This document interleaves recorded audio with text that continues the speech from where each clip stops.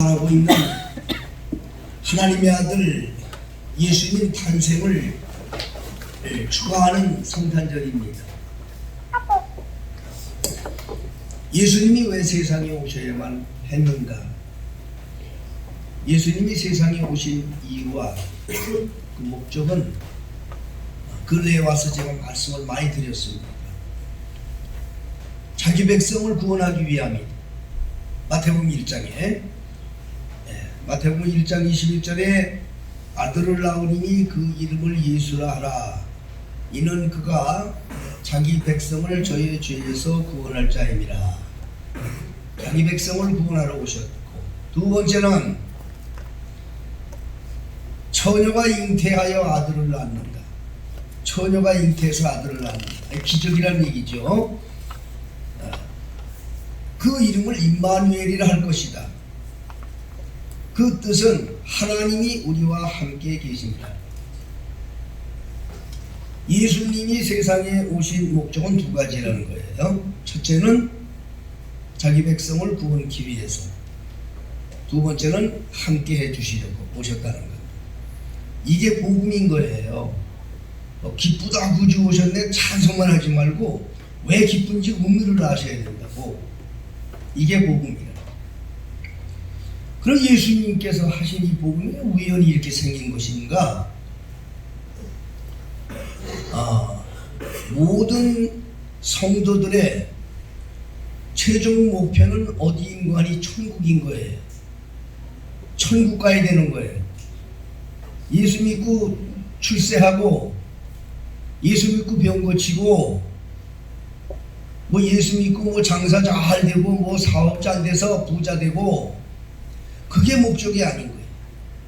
만일 그렇게 가르친다는 거 한다면 그건 거짓 선지자예요. 그는 복음이 아닌 거예요. 우리들의 최종 목적은 영원한 나라, 천국 가기 위함이에요. 영생 얻기 위함인 거예요. 성경은 모든 내용이 거기에다 기록이 되어 있어요. 그럼 이게 어디서부터 이게 시작이 되었느냐? 하나님께서 세상을 창조하기 이전에 성부, 성자, 성령님이 하늘에 계셨다고 그랬어요. 믿습니까? 그게 아버지 집입니다. 그때 예수님도 거기 계셨어요. 이 어두운 세상, 죄악된 세상을 만들기 이전에 하늘에 계셨거든요. 이 시간 여러분들에게 이 하나님의 말씀을 통해 하나하나 설명하려면 이건 뭐 이따 점심이 아니라 저녁 때까지 설명이 다 안 돼. 이 성경은 하늘나라를 소개하는 거야. 결국에 하늘나라 소개하는 겁니다. 천국 소개하는 겁니다. 천국이 이렇게 생겼다. 이 성경에 다 들었어요. 그리고 천국을 갈 때는 바로 천국에 갈 수 있는 사람은 이런 사람들이다. 기록해 놓은 거예요. 그래서 그 천국에 가는 사람들은 바로 이런 사람이기 때문에 이렇게 해야 된다라고 기록한 게 성경이에요. 이게 성경은 뭐냐? 성경, 우리가 보이는 이 바이블 성경은 천국을 가는 것, 천국을 소개하는 이정표예요, 이게. 이걸 통해서 다 알 수가 있게 되는 거예요. 그럼 여기서 예수님이 오신 목적도 여기에 들어있고, 예수님께서 오셔서 하실 일도 여기에 다 들어있고, 다 들어있어요. 왜 들어있느냐? 이 세상은 마지막에 멸망하거든요. 세상은 불에 타서 다 사라지거든요. 새로운 세상이 옵니다. 여기에 이 성경에 이렇게 말씀하셨어요. 하나님 말씀에 이렇게 얘기하면 비웃는 사람들이 있어요. 아유, 웃기는 소리야. 수억 년, 수천 년 동안 그대로 있었는데 무슨 소리 하고 있어? 그러지요. 그렇게 비웃는 사람이 있어요. 그런데 하나님의 말씀에 그렇게 기록이 됐단 말입니다. 하나님의 말씀에, 이건 사람 생각이 아닌 거예요. 그럼 하나님의 생각이 처음부터 하나님은 왜 세상을, 망할 세상을 만들었느냐? 세상에 하나님께서 세상을 만들 때 이 어두운 세상에다 만들었거든요. 세상이 참 캄캄하고 어두웠어요. 창세기 1장 1절에, 창세기 1장 1절에 하나님께서 천지를 창조하시니라. 땅이 공허하고 혼돈하며 하나님의 신을 수면에 운행하시니라. 에? 땅이 공허하며 혼돈하며 흑암이 깊은 위에 있고 하나님의 신이 수면 위에 운행했다. 그러니까 하나님의 신은 위에 있었는데 그 안에 캄캄한 세상이었단 말이에요. 거기에다 하나님이 세상을 창조한 거예요. 지금 인간의 눈을 볼 때 밝고 이렇지만 하나님께서 보실 때는 세상이 캄캄한 지옥이에요. 하나님께서 보실 때는. 그럼 왜 만들었냔 말이에요. 그게 바로 신약 성경 유다서 1장에 창세전에 하나님을 대적하는 마귀가 있었어요. 사단이 있었어요. 그 루스퍼라고 그래요. 루스퍼. 영어 성경에는 바로 이것을 천사 그 루스퍼를 광명의 그 별이라고 하는데 루스퍼라는 뜻이에요.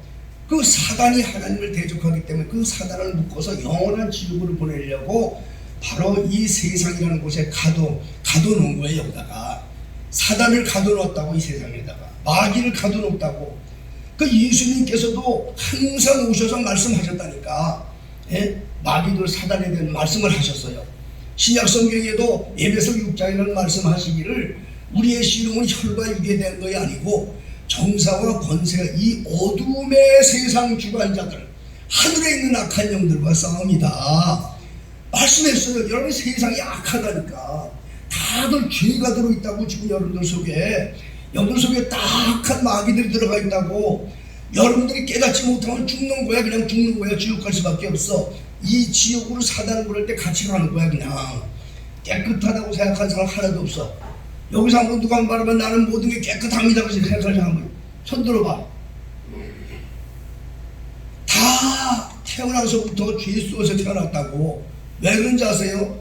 지옥에 죄를 갖고 피를 갖고 태어났기 때문에 그래요. 죽을 수밖에 없어요. 이 어두운 세상 사람은 누구나 다 죄인이라니까.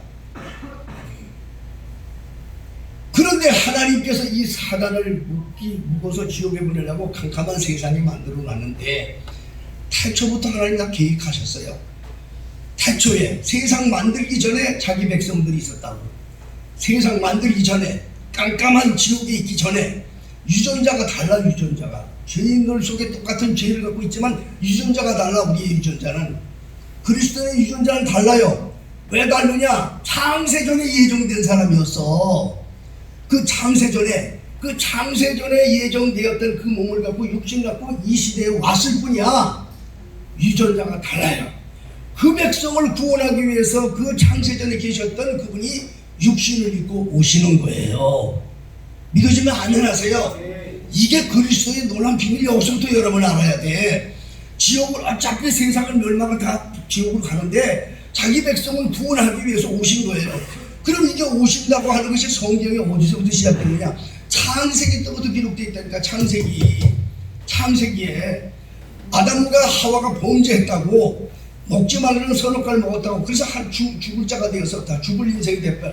아담의 혈통을 받은 저와 여러분들은 다 죽을 수밖에 없어. 다 죽을 수밖에 없어. 근데 하나님께서 그 선악과를 먹은 그 세 사람을 대해서 이제 묻습니다. 너 왜 그러냐? 물어요. 왜 그러냐고 물어요. 아담에게 묻는 건 달라요. 아담에게 너 왜 먹었냐? 그랬더니 아담이 하는 말이, 하나님께서 내게 준 여자가 줘서 먹었습니다. 아담의 입에서 누구 말이 먼저 나왔어요? 하나님의 말이 나왔어요. 잘 들으셔야 돼요, 여러분. 똑같이 범죄하고 선악과를 먹었다고. 근데 아담이 고백이 너 왜 먹었냐 했을 때 아담이 그렇게 물었어요. 대답했어요. 하나님이 나한테 준 여자를, 그러니까 날 꼬이면 먹었습니다. 그랬어요. 여자한테 물었어요. 너 왜 그랬냐? 뱀이, 하와는 뭐라고 대답했냐? 뱀이 꼬여서 먹었습니다. 하와 입에서 누구 말이 먼저 나왔어요? 뱀이 먼저 나왔어요. 뱀이. 그럼 뱀한테는 물었느냐? 안 물었어요. 뱀한테 물어볼 필요가 없어요. 왜냐? 창세전부터 이미 이 뱀은 이미 정죄를 받아가지고 이미 그 재판만 남은 그 마귀이기 때문에 물어볼 필요가 없어. 응? 여러분, 사람이 죄를 지면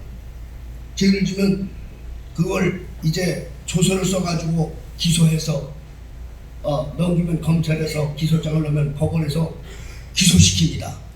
기소를 시켰다는 말은 뭐예요? 재판만 남았다는 거예요. 무슨 말인지 아시겠어요? 재판만 남았다는 거예요.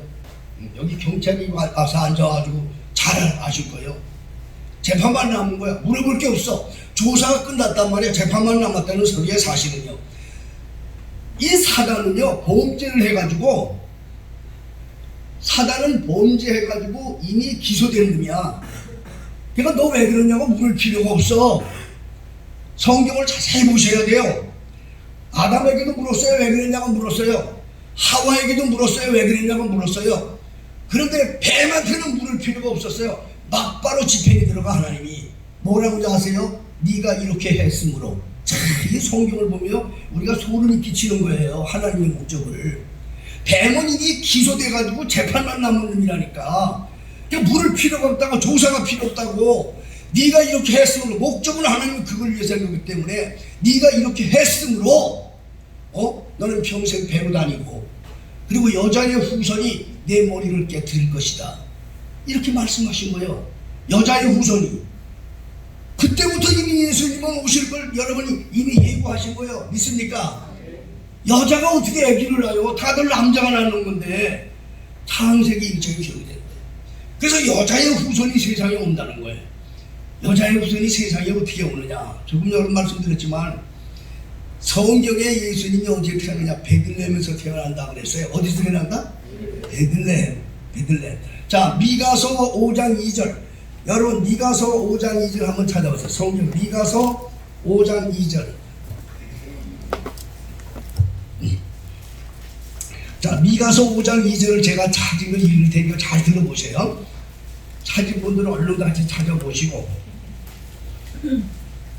미가서 5장 2절에 보면 베들레헴 에브라다야 너는 유다 족속 중에 작을지라도 이스라엘을 다스릴 자가 내게로 나올 것이라 그랬어요.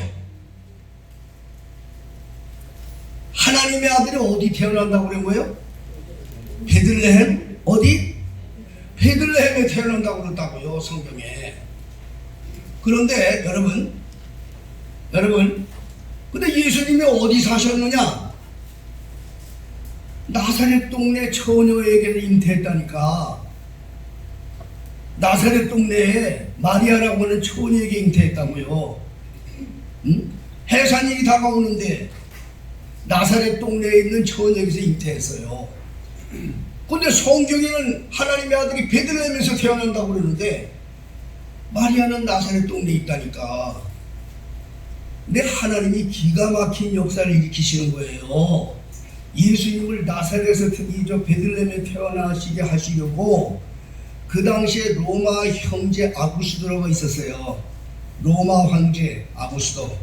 오늘 본문에 보면 누가복음 2장 1절에 나옵니다. 이때의 가이사 아구스도라는 말이 나옵니다. 이 사람이 로마 황제예요. 로마 황제인데 가장 강력한 황제였고 그 지중해 지역을 통해서 이집트 전 팔레스타인 지역을 통치하던 대단한 그러한 황제입니다. 그 황제가 전 자기 모든 나라들을 통치하기 위해서 사람들은 각자 자기 고향에 가서 호족해라 이렇게 명령을 내려요. 그 명령을 내린다고. 자기 고향에 가서 호족해라. 근데 요셉도 고향이 베들레헴이니까 거기 가서 호족을 하기 위해서 나사렛에서 바로 베들레헴까지 125km나 됩니다. 약 한 300~400리가 되는데 3~4일이 걸려야 갈 수 있는 길이에요. 특히 또 이 임신을 해서 해산이 다가오는 마리아의 걸음을 도저히 될 수 없고 낙타를 타고 다녀도 보통 힘든 게 아닙니다. 3~4일이 걸려서 베들레헴까지 와서 베들레헴에 가봐도 사람들이 이미 다들 모였으니까 들어갈 곳이 없어. 그래가지고 사람들이 주지를 않아. 영안에서. 그래 갈 곳이 없으니까 말구유에 찾아가신 거예요. 말구유에서 태어나시게 되는 거예요. 믿습니까? 그러나 그게 다 성경에 기록이 되어 있어요. 여러분 그냥 놀라운 거예요. 베들레헴에서 태어났다니까. 베들레헴에서.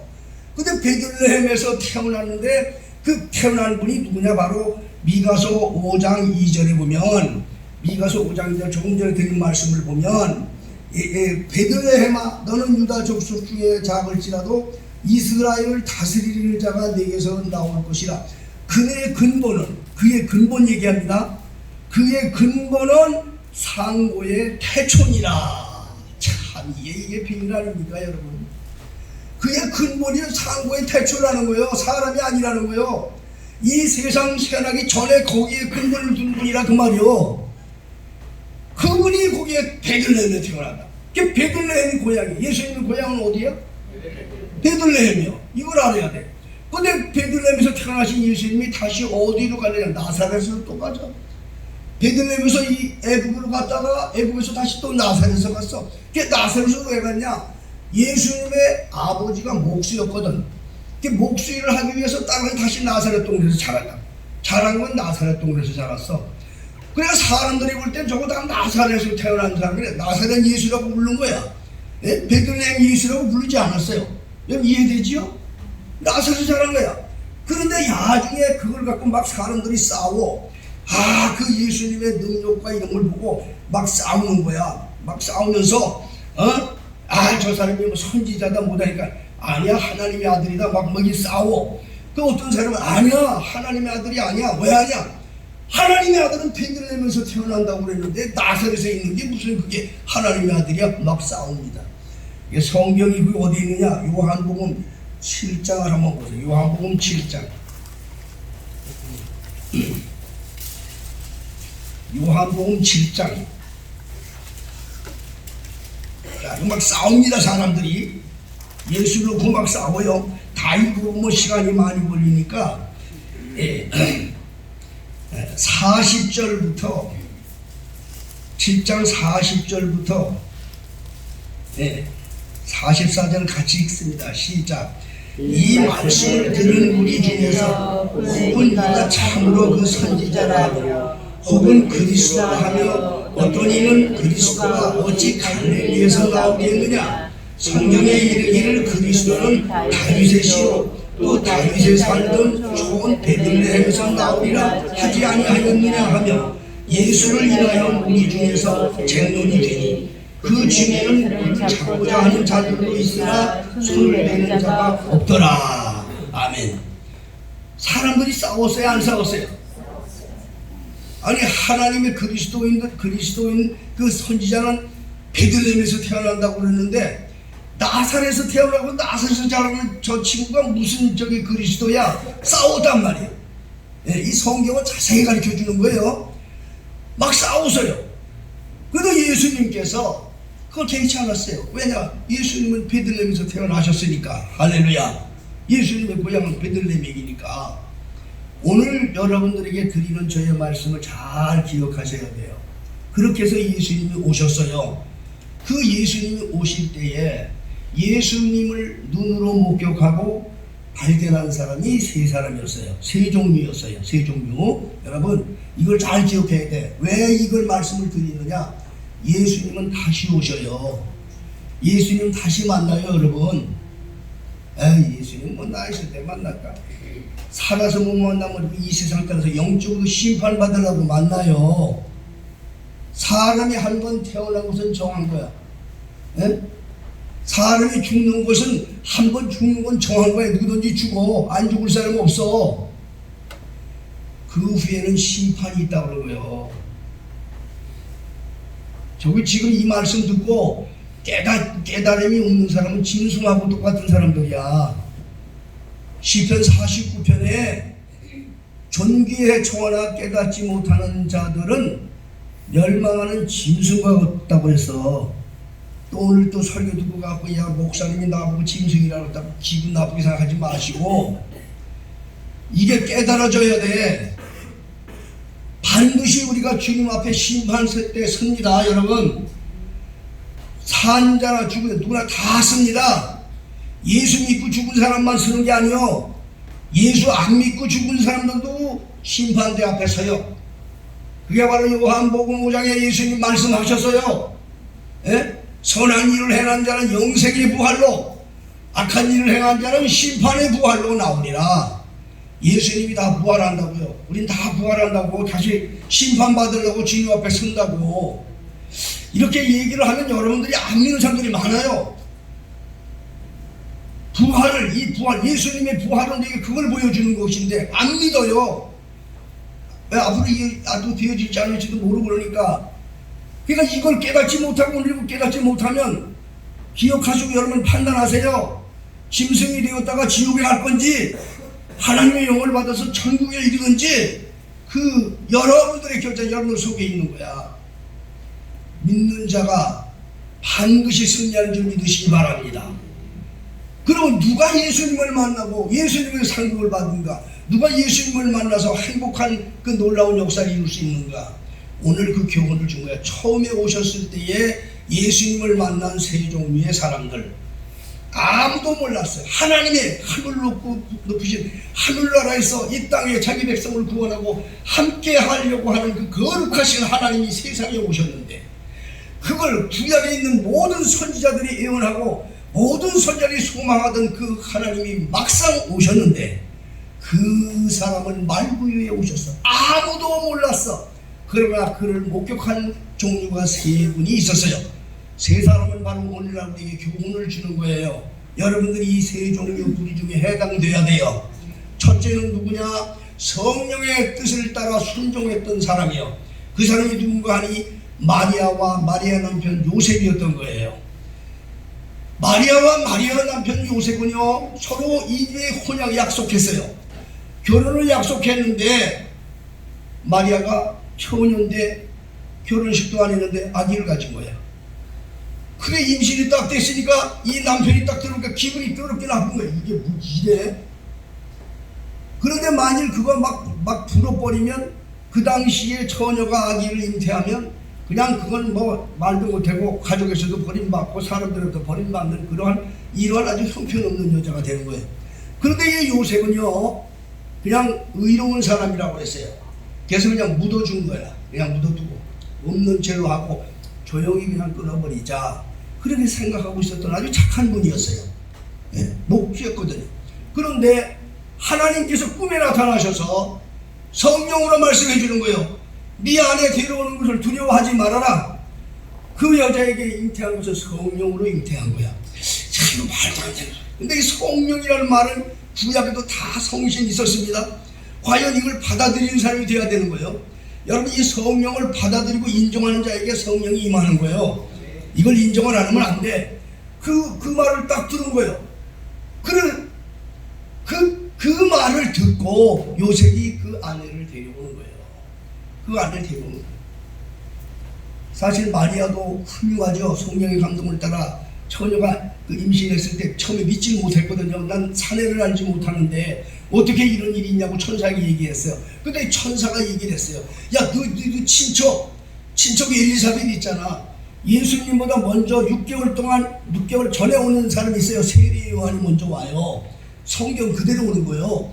근데 세례 요한은 어떤 몸으로 가느냐? 아기를 낳지 못하는 엘리사벳이라고 하는 아기를 낳을 수가 없어. 나이가 90이 넘어 그냥 노인네야. 그런데 하나님께서 그에게 아기를 배게 해줬다고요. 바깥통을 나가지 못해 창피하니까 노인이 아기를 가졌으니까. 그런데 마리아에게는 소리를 들려줬다니까 하나님이 천사가 네 친척과 엘리사벳은 아기를 가졌잖니 하나님이 못하는 게 어디냐. 마리아가 거기에서 하나님 앞에 무릎을 꿇고 그리고 하나님 뜻을 순종하게 된 거예요. 여러분 그래서 이 마리아를 통해서 예수님께서 이제 세상에 오시게 되었습니다. 그런데 이걸 누구를 통해서 말이냐? 바로 그 요셉과 마리아 성령의 감동을 따라서 살던 사람에게 만난 거예요. 마지막 다시 오시는 예수님도 성령의 감동을 따라 사는 성도들에게 주님이 자기를 보일 줄로 믿으시기 바랍니다.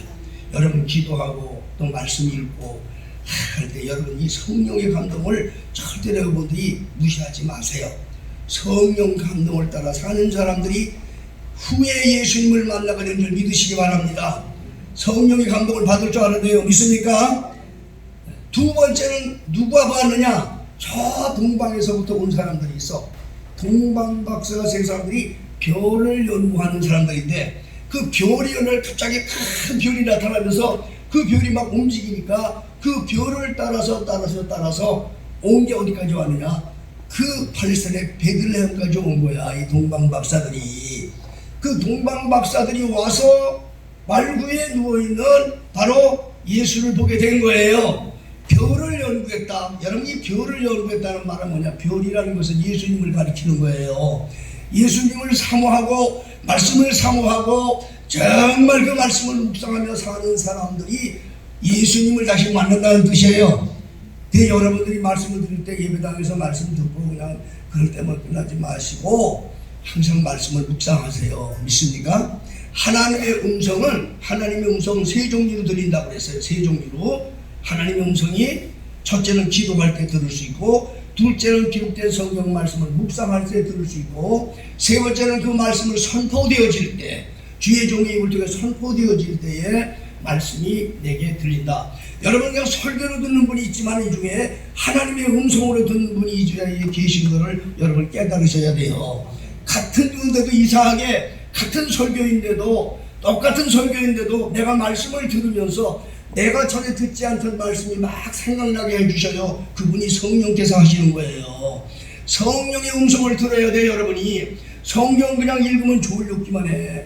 이거 아무것도 음성으로 들어보면 잠만 와. 근데 성령께서 감동을 주면 성경을 보다 눈물이 나오고 성경을 보다가 온통 꼬꾸라지는 게 그래서 되는 거예요. 그 사람이 하나님의 음성을 듣는 사람이야. 하나님의 음성을 듣는 사람이 바로 별을 연구하던 동방박사가 그 사람들을 얘기하는 거예요. 오늘도 하나님의 음성을 사모하고 찾는 자들, 다시 오시는 예수님을 만나게 될 줄 믿으시기 바랍니다. 세 번째는 누구냐? 세 번째는 누구였죠? 내가 물어볼게요. 목자들이었어요. 하나님의 아들이 세상에 왔는데 왕궁에 있는 출세하고 거들목되는 사람들이 몰라. 대제사장이라고 화려한 옷을 입고 사람들을 설교하던 그러한 종교 지도자들도 볼 수 없었어. 부자들도 볼 수 없어. 권력자들도 볼 수 없었는데 바로 이 세 종류의 사람들, 이 세 부류의 사람들이 하나님의 아들이 세상에 태어난 것을 목격했다고 하는 것은 우리들에게 큰 교훈을 주는 거예요. 여러분, 다시 오실 예수님은 그런 사람들이 만난다는 거예요. 믿습니까? 이 목자들은 누구였느냐? 밤에, 여기 본문에 나옵니다. 밤에, 그 지경에 밤에 목자들이 밖에서 밤에 자기 양떼를 지키더니 그랬습니다. 예, 여러분, 목자들 중에는요 참 목자가 있고 사꾼 목자가 있고 거짓 목자가 있어요. 참 목자가 만난다는 거예요. 참 목자, 양을 지키는 참 목자가 만난다는 거예요. 자기 양을 지킨다. 자기 양떼를 지킨다. 예? 목사님 항상 여러분들에게 하나님 앞에 정말 순박한 교회관을 이런 말씀 드리는데 그냥 드리는 말씀이 아니에요. 하나님께서 우리에게 큰 교훈을 주는 거예요. 여러분, 이 세 부류의 사람들이 예수를 만나게 되었다. 우리 베델교회 성도님들은 이 세 부류 중에 해당되는 분이 되시길 바랍니다. 다 해당이 되면 좋겠지만 그 세 부류 중에 한 가지라도 정말 하나님 앞에 바로 서 있다면 그분은 예수를 훗날에 만나게 되고 칭찬받게 되는 것입니다. 우리 교회 모든 성도들은 그렇게 되고 2019년도 성탄절을 맞았어. 이 주신 말씀으로 마음에 담고 여러분들이 정말 처음에 오신 예수님을 만난 자들의 반열에 꼭 들어가서 다시 오실 예수님, 후에 만날 예수님을 만나서 칭찬받는 우리 교회 모든 종들 되기를 주의 이름으로 축복합니다. 기도하겠습니다. 자비로우신 아버지 하나님, 주의 은혜와 사랑을 참으로 감사합니다. 오늘 이 땅에 오신 하나님의 아들 예수 그리스도의 그 놀라우신 비밀을 다시 한번 증거하게 해주셔서 감사합니다. 우리 베델교회 사랑하는 성도들은 이 땅에 살면서 예수님과 함께 살아서 참 그리스도인으로서 하나님께 영광을 돌리는 성도들이 다 되게 하여 주시옵소서. 예수님의 이름으로 기도하옵나이다. 아멘. 네, 다 같이